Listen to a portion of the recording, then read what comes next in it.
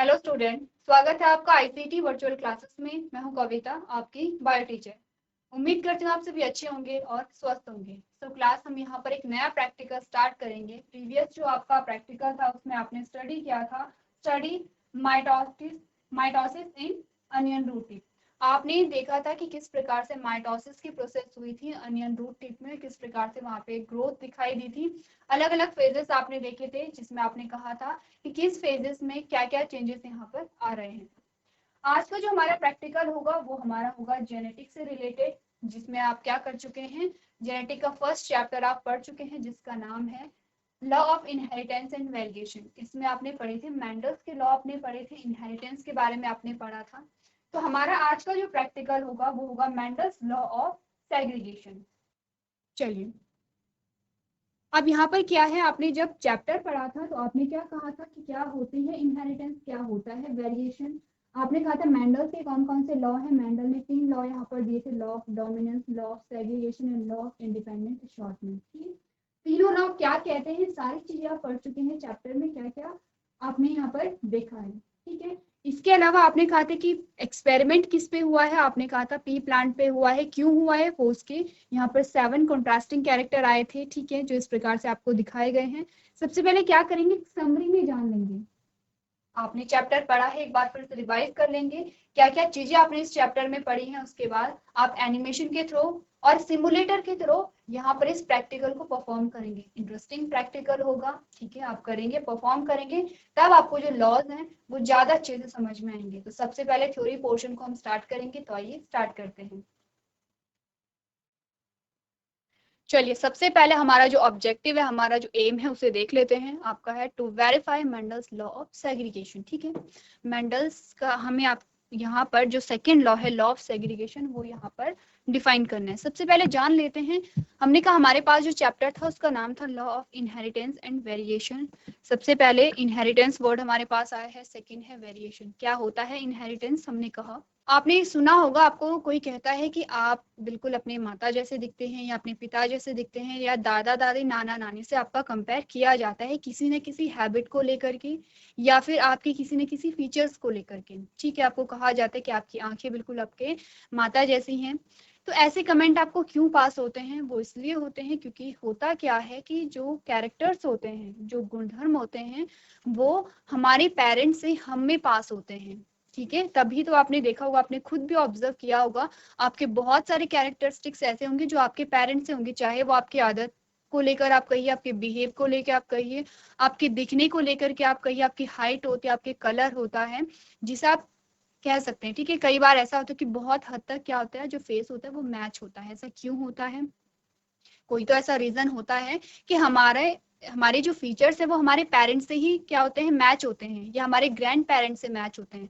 ऐसा क्यों नहीं होता है कि जो दूर के लोग हैं उनसे हमारे जो फीचर्स हैं वो मैच होते हैं, क्योंकि हम और हमारे पेरेंट क्या कर रहे हैं, यहाँ पर जेनेटिक मटेरियल को शेयर कर रहे हैं। ठीक है, जो जेनेटिक मटेरियल है वो हमारे पेरेंट्स से हम में आ रहा है। इसका मतलब कुछ तो ऐसा है कि जो क्या कर रहा है, हमारे पेरेंट्स से हमारे पेरेंट के फीचर्स को हम में भेज रहा है। तो आपको कहा गया है कि कैरेक्टर होते हैं, जो गुणधर्म होते हैं या जो फीचर्स होते हैं, वो एक जनरेशन से जब दूसरी जनरेशन में पास होते हैं तो इस प्रोसेस को आप कहते हैं इनहेरिटेंस।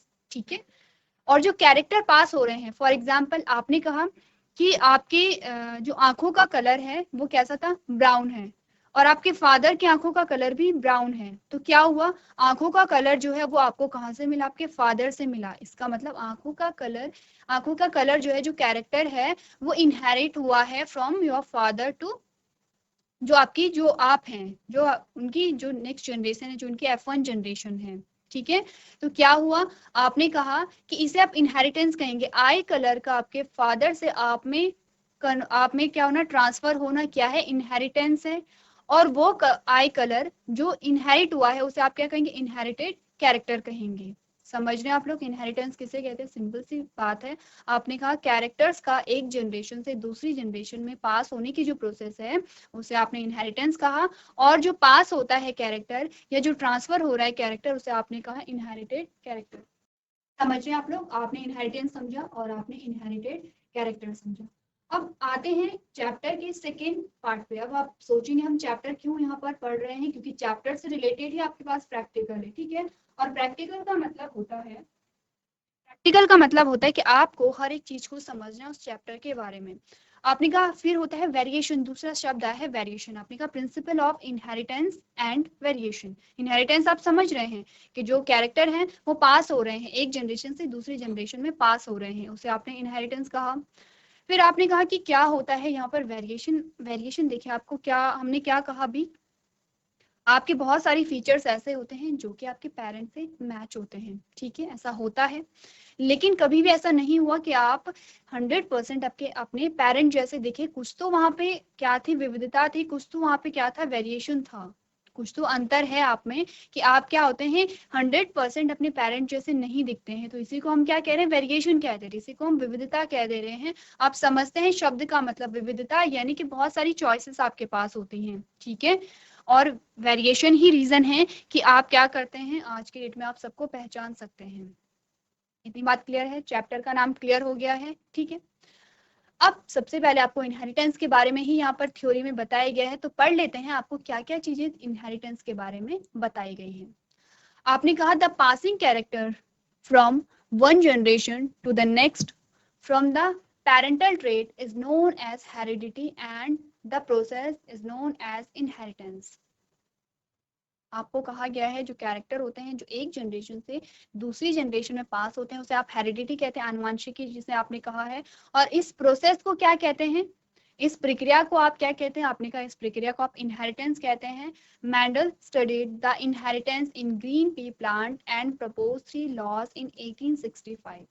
अब हुआ क्या था, जो मैंडल थे जिन्हें आप क्या कहते हैं, फादर ऑफ जेनेटिक भी कहते हैं, ठीक है। मैंडल को क्या कहते हैं, फादर ऑफ जेनेटिक कहते हैं। सेकंड, आप लोग ध्यान दीजिए, आप यहाँ पर जो भी प्रैक्टिकल हम कर रहे हैं, चलिए बैठिए आप लोग और आगे ध्यान दीजिए। चलिए, तो आपको कहा गया है यहाँ पर जो मैंडल्स हैं जिन्हें हम क्या कहते हैं, फादर ऑफ जेनेटिक भी कहते हैं, उन्होंने क्या किया, उन्होंने इनहेरिटेंस का पता लगाया, ठीक है। इनहेरिटेंस यानी उन्होंने देखा कि ऐसी क्या चीज है कि जो कि एक जनरेशन से दूसरी जनरेशन में पास हो रही है। ऐसा क्यों हुआ, सबसे पहले तो आप ये जानिए, आपको इतना पता है कि मैंडल्स ने अपना एक्सपेरिमेंट किस पे किया था, पी प्लांट पे किया था, मटर के पौधे पे किया था, जो गार्डन पी होता है, ठीक है। मैंडल ने क्या देखा, एक दिन उन्होंने क्या किया कि जहां पर उनका बगीचा था उन्होंने देखा कि वहां पे जो मटर के पौधे हैं उनमें बहुत ज्यादा विविधता देखने को मिली। जैसे कि कुछ उन्होंने देखा कुछ बहुत लंबे पौधे वहां पर हो गए हैं, कुछ बहुत छोटे से पौधे वहां पर हो गए हैं, ठीक है। कुछ के जो बीज हैं वो कैसे थे, पीले थे, कुछ के बीज कैसे थे, हरे थे। अब उन्होंने कहा कि एक ही मटर का, सारे ही क्या है, मटर के ही पौधे हैं, लेकिन फिर भी इनमें अलग अलग गुणधर्म कैसे हो रहे हैं, कैसे पॉसिबल है कि एक ही मटर के पौधे में इतने सारे कैरेक्टर आ रहे हैं। और वहीं से उनका इंटरेस्ट जागा, उन्होंने क्या किया, उन्होंने कहा कि देखा जाए कि अगर अलग अलग कैरेक्टर को मैं लूं, यानी कि अलग अलग गुणधर्मों को मैं लूं और उनके बीच अगर पॉलिनेशन कराई जाए, परागण की प्रक्रिया कराई जाए, तो क्या रिजल्ट यहाँ पर होता है, ठीक है। और इसी के बेसिस पे उन्होंने क्या दिए, 3 लॉज दिए। उन्होंने इन 3 नियमों के द्वारा बताया कि कुछ तो ऐसा था कि जो पेरेंट्स से क्या जा रहा था, संतति में पास हो रहा था, ठीक है। और फिर उन्होंने ये भी कहा कि क्यों ऐसा होता है कि जो भी कैरेक्टर पास होते हैं वो सारे कुछ कुछ ऐसे कैरेक्टर होते हैं कि जो हमें पहली पीढ़ी में दिखाई ही नहीं देते हैं। जैसे कि आपने ऐसे भी बच्चे देखे होंगे कि उनका फेस जो है वो अपने पेरेंट्स से मिलता ही नहीं है। ऐसा क्यों हुआ, क्यों कुछ कैरेक्टर यहाँ पर एक्सप्रेस नहीं हुए थे, क्यों वो हाइड हो गए थे, ये सारे जो क्वेश्चंस हैं इनके आंसर उन्होंने यहाँ पर दिए थे, ठीक है। अब सबसे पहले जान लेते हैं मैंडल्स ने कौन कौन से 3 लॉज दिए थे, वो आप देखिए। ये है मैंडल के 3 लॉ आपके पास आते हैं, जिनमें पहला लॉ है लॉ ऑफ डोमिनेंस, सेकंड है लॉ ऑफ सेग्रीगेशन और तीसरा है लॉ ऑफ इंडिपेंडेंट असॉर्टमेंट, ठीक है। आपको सेकंड लॉ पढ़ना है लॉ ऑफ सेग्रीगेशन, लेकिन हम डिस्कस तीनों को ही करेंगे, ठीक है। तीनों ही इंपॉर्टेंट हैं, आते हैं आपके क्वेश्चन पेपर में, तीनों को यहाँ पर क्या करेंगे, हम डिस्कस करेंगे। सबसे पहले हमारे पास आता है लॉ ऑफ डोमिनेंस, ठीक है। लॉ ऑफ डोमिनेंस सबसे पहले आता है। उससे पहले हम क्या करेंगे, आपके पास क्वेश्चन क्या आता है, क्वेश्चन ये आता है कि मेंडल ने क्यों पी प्लांट को ही अपने एक्सपेरिमेंट के लिए चूज किया था। ये क्वेश्चन आपके पास आता है, बहुत बार आ चुका है। तो आपने कहा कि क्योंकि पी प्लांट में, मटर के पौधे में बहुत सारे कंट्रास्टिंग कैरेक्टर थे, ठीक है। कितने कंट्रास्टिंग कैरेक्टर आपके पास आए हैं, आपने कहा 7 कंट्रास्टिंग कैरेक्टर थे। ये सारे के सारे कितने हैं, 7 कॉन्ट्रास्टिंग कैरेक्टर पाए जा रहे थे किसमें, मटर के पौधे में। कौन कौन से हैं देख लीजिए। आपने कहा कैरेक्टर, सबसे पहले कैरेक्टर देख लीजिए, उसके बाद ट्रेट देखिए। अब कैरेक्टर और ट्रेट में क्या डिफरेंस है, जब हम चैप्टर को पढ़ रहे थे तब हमने यहाँ पर अच्छे से समझा था कैरेक्टर और ट्रेट में क्या डिफरेंस है। मैंने कहा कैरेक्टर है, हमने कहा सीड का कलर एक कैरेक्टर है, ठीक है, कलर एक कैरेक्टर है। अब आपने कहा कलर के जो अलग अलग रूप है, आपने कहा सीड को नहीं लेते हैं, अभी हम सिर्फ कलर को लेते हैं। आपने कहा कलर क्या है, एक कैरेक्टर है। कलर के अलग अलग जो रूप है, आपने कहा ग्रीन है, ब्लू है, ब्लैक है, ये सारे ही क्या है आपके पास ट्रेट आते हैं। आप कह सकते हैं जो कैरेक्टर है, कैरेक्टर की जो अलग अलग फॉर्म्स होती हैं उसे आप ट्रेट कहते हैं, ठीक है। जैसे कि हम बात करते हैं हाइट की, आपने कहा हाइट है, हाइट क्या है, कैरेक्टर है। अब हाइट कैसी है, टॉल है या ड्वार्फ है, यानी कि लंबा है या बौना है, ये क्या है हाइट के क्या है अलग अलग रूप आपके पास आते हैं। तो कैरेक्टर क्या है, कैरेक्टर क्या होता है, आपने कहा कैरेक्टर है जैसे कलर। ट्रेड क्या है, आपने कहा रेड कलर है, ये व्हाइट कलर है या पिंक कलर है, ये आपके पास ट्रेट आते हैं, ठीक है। अब डिफरेंस आपको समझ आ गया होगा। कैरेक्टर कौन कौन से, आपने कहा सीड कलर है सबसे पहला यहाँ पर कैरेक्टर। क्या क्या ट्रेट आपके पास आते हैं, अब हो रही है यहाँ पे पी प्लांट की बात। आपने कहा सीड कलर जो है वो पहला कैरेक्टर है पी प्लांट का, मटर के पौधे का, जिसमें 2 ट्रेट आपके पास आ रहे हैं, येलो और ग्रीन। तो मटर के पौधे में जो बीज थे उनका कलर या तो पीला था या तो कैसा था, ग्रीन था, यानी कि हरा था। दूसरा कैरेक्टर आता है शीट का शेप, कि शेप किस प्रकार का है। तो मटर के बीज या तो राउंड थे, गोल थे, या तो रिंकल थे, यानी कि पिचके हुए बीज जिसे आप कहते हैं, ठीक है। तीसरा जो कैरेक्टर है वो आता है स्टेम की हाइट, यानी कि मटर के पौधे का जो तना था उसकी लंबाई या तो टॉल थी, ट्रेट क्या है हाइट के, ये है आपके पास कैरेक्टर। और इसके ट्रेट क्या थे, या तो पौधा लंबा था या पौधा ड्वार्फ था, यानी कि बौना था, ये इसके ट्रेट आ गए हैं, ठीक है। चौथा आता है फ्लावर का कलर, फूलों के कलर कैसे थे, या तो फूलों के कलर वॉयलेट आपको दिखाई दिए या तो व्हाइट दिखाई दिए, ठीक है। पांचवा था फ्लावर की पोजीशन, कि फ्लावर कहाँ पे है, या तो एक्सियल पे थे या तो टर्मिनल पे थे, ठीक है। छठा आता है पॉड का शेप, जो फली होती है पॉड का शेप आता है, या तो इन्फ्लेटेड थे या तो कैसे थे, कंस्ट्रिक्टेड थे। लास्ट आता है पॉड का कलर, पॉड का कलर या तो ग्रीन था या तो येलो था, ठीक है।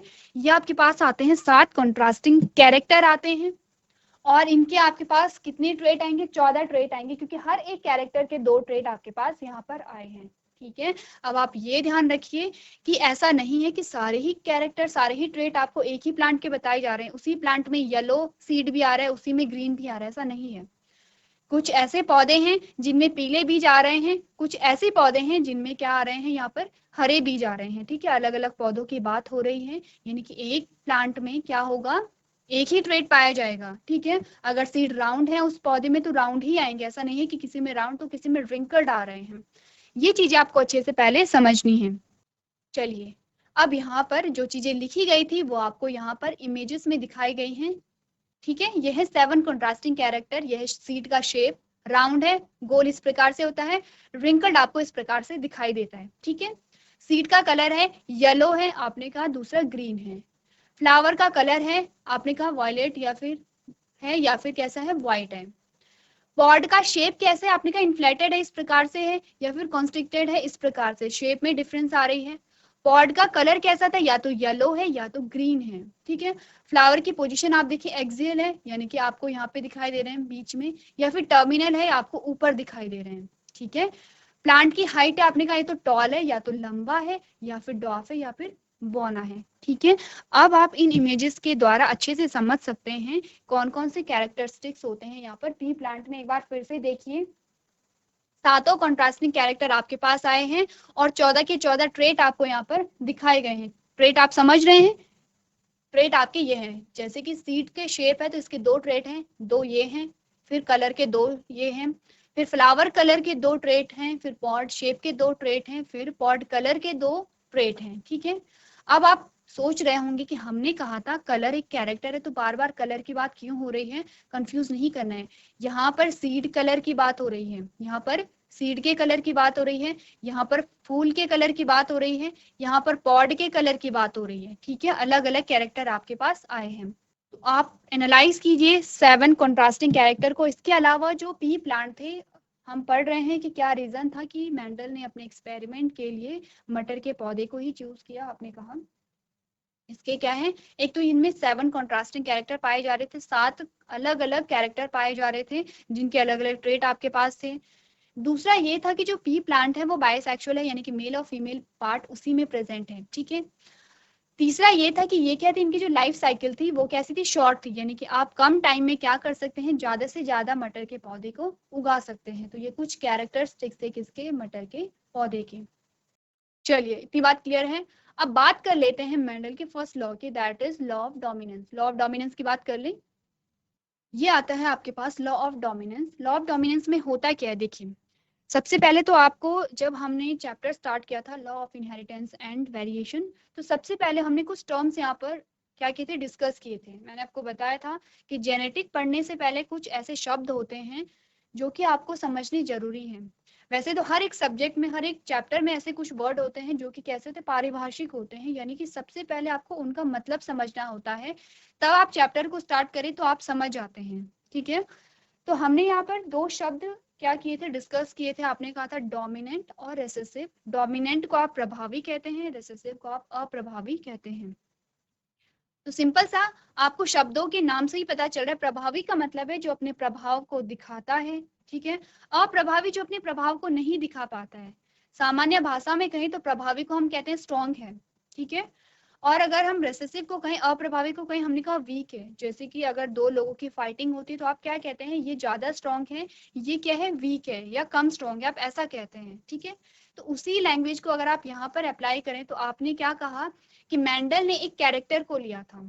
कैरेक्टर था प्लांट की हाइट, ठीक है। ट्रेट क्या होंगे इसके, आपको अच्छे से पता है कि हाइट के जो ट्रेट होते हैं या तो टॉल होगा या ड्वार्फ होगा, यानी कि लंबा और बौना। अब मेंडल ने क्या किया, 2 पौधों को यहाँ पर लिया, मटर के 2 अलग अलग पौधों को लिया। एक पौधा कैसा था, लंबा था, एक पौधा कैसा था, बौना था। अब मेंडल ने सोचा क्या होगा अगर मैं एक लंबे पौधे को एक बौने पौधे से क्रॉस करा दूं, यानी कि पॉलिनेशन करा दूं दोनों के बीच में, तो जो हमारे पास पहली पीढ़ी आएगी या जो मटर के पौधे, जो नए पौधे आएंगे हमारे पास, जो बीज बनेंगे और उन बीजों से जो पौधे बनेंगे, उनमें कौन सा कैरेक्टर आएगा, क्या वो लंबे होंगे या वो बौने होंगे या वो बीज की स्टेज में आएंगे, ऐसा क्या होगा यहाँ पर, ठीक है।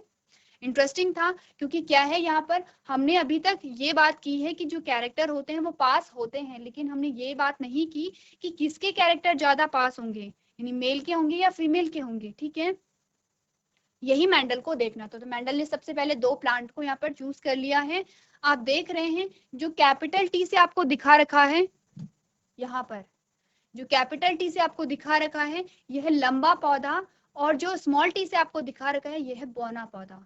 अब किस प्रकार के लंबे और बौने हैं, आपने कहा होमोजाइगस टॉल है, होमोजाइगस ड्वार्फ है, ठीक है। दोनों ही कैसे हैं, होमोजाइगस हैं।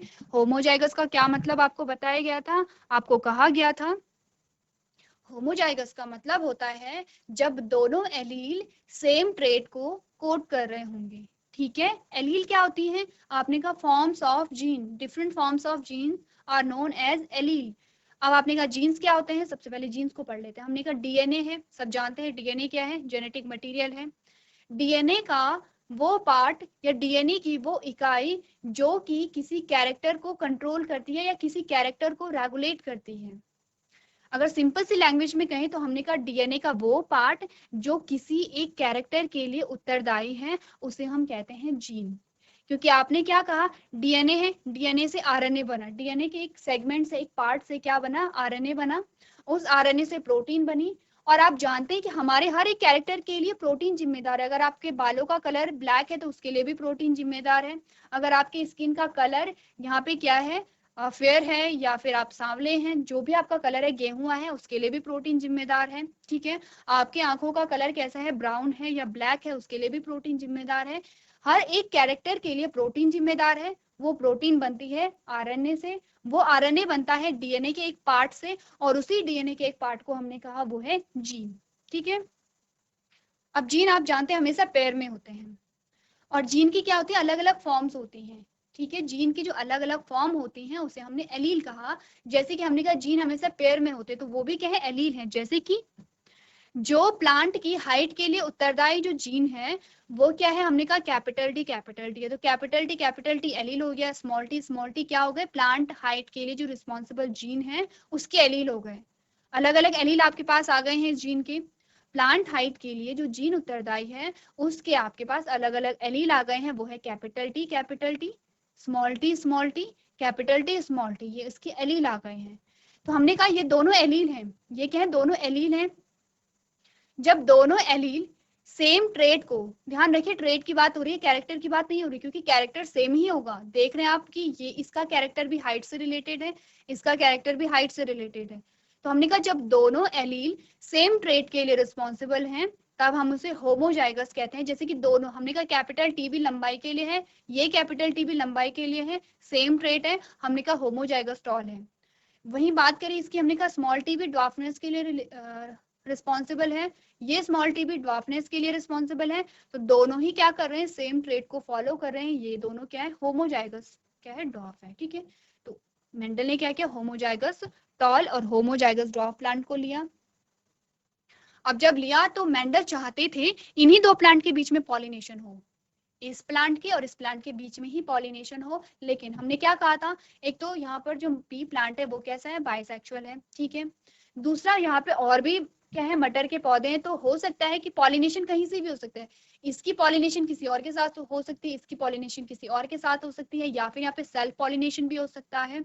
तो क्या किया गया इसके लिए, जो यहाँ पर प्लांट था जिसमें एक प्लांट है, एक प्लांट को लिया गया, उस प्लांट से क्या किया गया, मेल पार्ट को रिमूव कर दिया गया, स्टेमेन को रिमूव कर दिया गया। ठीक है, उसे हम क्या कहते हैं, इमैस्कुलेशन कहते हैं। इमैस्कुलेशन करा दी गई, सिर्फ वहां पे क्या रखा गया, पिस्टिल वाला पोर्शन रखा गया, यानी कि फीमेल रिप्रोडक्टिव पार्ट को रखा गया एक फ्लावर में। फिर क्या हुआ, वेट, उसके बाद वहां पे बैगिंग कर दी गई। बैगिंग क्यों की गई, ताकि वहां पर क्या हो, सबसे पहले तो इमैस्कुलेशन क्यों किया गया, इमैस्कुलेशन सेल्फ पॉलिनेशन को रोकने के लिए किया गया, ताकि उसी के जो पॉलन ग्रेन है उसी के स्टिग्मा में ना जा पाए। ठीक है, ठीक है, इमैस्कुलेशन को क्यों किया गया, सेल्फ पॉलिनेशन को रोकने के लिए किया गया। अब बैगिंग क्यों की गई, बैगिंग की गई क्रॉस पॉलिनेशन को रोकने के लिए। ये सारी चीजें हमने बहुत डिटेल में डिस्कस की है, मैं मान के चल रही हूँ आपने चैप्टर अच्छे से पढ़ा है, समझा है। तो यहाँ पर हम क्या करेंगे, जल्दी से रिवाइज करेंगे। अब हमने बैगिंग क्यों की, हमने कहा क्रॉस पॉलिनेशन को रोकने के लिए। उसके बाद जब गैमेट यहाँ पर बने, यहाँ पर आपने कहा पॉलिन ग्रेन बन गए हैं, यहाँ पे फीमेल गैमेट यानी एग का फॉर्मेशन हो गया है। अब क्या होगा, अब आपने पॉलिनेशन कराई इन दोनों प्लांट के बीच में। ठीक है, पॉलिनेशन जब आपने करा दी है, अब यहाँ पे फर्टिलाइजेशन भी हो गया है। ठीक है, अब आपने क्या किया, रीबैगिंग करा दी। रीबैगिंग क्यों करा दी, ताकि फिर से पॉलिनेशन की प्रोसेस ना हो पाए। तो क्रॉस किया गया, सबसे पहले गैमेट यहाँ पर बने, तो गैमेट यहाँ पर क्या बने, इसका कैपिटल टी बना, इसका स्मॉल टी बना। ठीक है, ये बात आप समझते हैं। जब यहाँ पर F1 जनरेशन मिली, पहली पीढ़ी मिली, पहली पीढ़ी में मेंडल ने क्या देखा, यानी कि क्या हुआ, जब बीज बने होंगे उन बीजों को फिर से बोया होगा, और जब बोया तो मेंडल ने क्या देखा, सारे ही पौधे उन्हें कैसे मिले, टॉल मिले, कैसे थे, लंबे थे। ठीक है, F1 जनरेशन में आपको क्या बता रखा है, कैपिटल टी स्मॉल टी बता रखा है, तो सारे पौधे कैसे निकले, लंबे निकले। इससे मेंडल ने क्या कंक्लूजन निकाला, मेंडल ने कहा कि जो दो पेरेंट्स उन्होंने लिए थे, जो दो पौधे उन्होंने लिए थे अलग अलग ट्रेट के, उनमें से एक जो पेरेंट था वो कैसा था, डोमिनेंट था। कैसा था, वो प्रभावी था, क्योंकि वो F1 जनरेशन में अपने कैरेक्टर को, अपने गुणों को एक्सप्रेस कर पा रहा था। ठीक है, जो दूसरा पेरेंट था जिसने अपने कैरेक्टर को एक्सप्रेस नहीं किया है, वो होगा रेसेसिव यानी कि अप्रभावी, जिसे आप कहेंगे। तो क्या लगता है आपको, डोमिनेंट क्या रहा होगा, आपने कहा लंबे यहाँ पे पौधे आए हैं, तो जो टॉलनेस के लिए जो रिस्पॉन्सिबल जो प्लांट जो जीन है वो कैसा था, डोमिनेंट था। यानी कि ये पौधा कैसा था, डोमिनेंट था, जो टॉल प्लांट था। ये जो पौधा था, बौना पौधा, जिसने अपने कैरेक्टर को नहीं यहाँ पर एक्सप्रेस किया है, वो कैसा था, ड्वार्फ था। यानी कि कैसा, ड्वार्फ था, तो कैसा था, रेसेसिव था, अप्रभावी था। तो इसे आप क्या कहते हैं, प्रभाविता का नियम कहते हैं। प्रभाविता के नियम के अनुसार जब दो सेम कैरेक्टर वाले लेकिन अलग अलग ट्रेट वाले पौधों के बीच में आपने क्रॉस कराया, तो F1 जनरेशन में सिर्फ एक ही जनक अपने कैरेक्टर को एक्सप्रेस करता है, और उस जनक को हम कहते हैं प्रभावी या डोमिनेंट, और जो जनक अपने गुणों को एक्सप्रेस नहीं कर पाता है उसे आप कहते हैं रेसेसिव या अप्रभावी। इतनी बात क्लियर है आप सबको।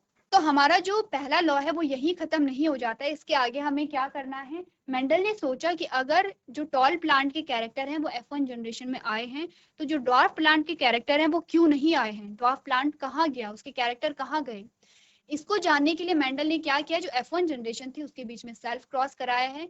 क्योंकि हमने चैप्टर को अच्छे से समझा है, आपने क्रॉस भी यहाँ पर किए हैं, तो अब आप क्या करेंगे, अब आप F1 जनरेशन के बीच में क्रॉस कराएंगे और क्या रिजल्ट निकला है ये आप मुझे नेक्स्ट लेक्चर में यहाँ पर बताएंगे। चलिए, सो क्लास आज आपने यहाँ पर बात की है इनहेरिटेंस क्या होता है, इसी के साथ आपने मेंडल का फर्स्ट लॉ यहाँ पर डिस्कस किया है क्या होता है। जो आपको होमवर्क दिया जाता है वो आप होमवर्क में करके लेके आएंगे। नेक्स्ट जो हमारा लेक्चर होगा उसमें हम सेकंड लॉ को यहाँ पर डिस्कस करेंगे और उसी के साथ हम क्या करेंगे, एक्सपेरिमेंट भी करेंगे किस प्रकार से आप सेकंड लॉ यानी कि लॉ ऑफ सेग्रीगेशन को डिफाइन करेंगे। तो आज के सेशन में हम इतना ही करेंगे। अभी तक क्लास में बने रहने के लिए आपका धन्यवाद।